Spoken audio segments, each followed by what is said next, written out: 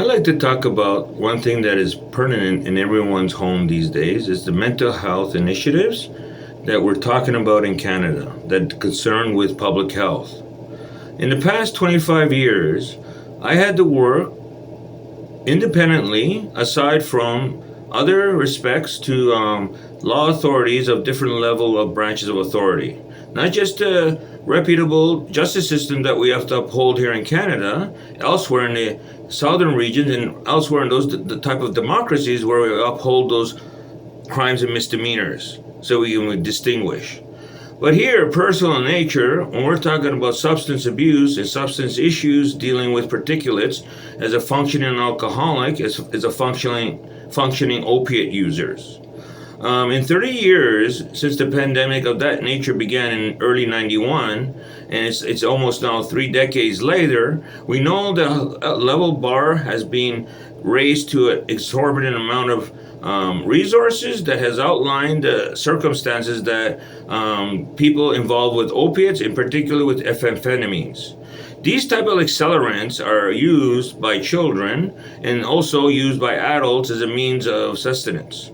But for me, and as I knew, growing these subjects of narcotics, we know that the level of threshold is raised when we're talking about mental health services. So, of course, if you're talking about hallucinogens like LSD, mushrooms, peyotes, and then there are even other types of pharmacopoeias that can be added to the strengths of hysteria. Now, we know that opiate use is the same thing as substance abuse when you're drinking and driving. And the car-related crashes has been exuberant amount to know how that can be used. When we say driving is not a privilege, as you know. So when we talk about people who can lose that privilege as much as they can gain it if it's misused. So thus, when we ask about substance abuse, in 30 years, I've never seen this criteria of heresy dealing with the opiate crisis, in particular with mental health services. As you know, sometimes law authorities and the mental health services that I garnered with many people to put these initiatives have eroded it.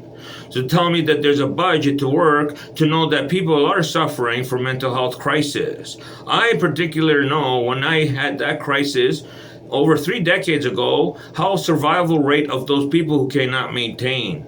So when we're talking about initiatives, including Progress Place and caseworkers, I have to regretfully disagree with the notation, but there are people hurting.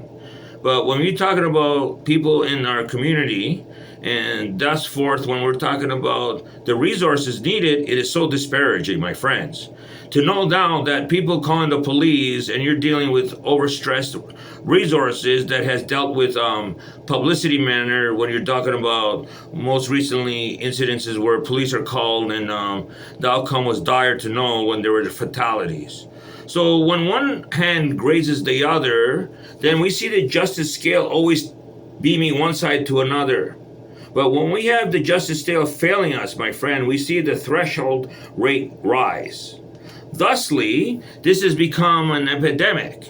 To know otherwise, to know what this government in Canada neglects to do. This is the man on the street.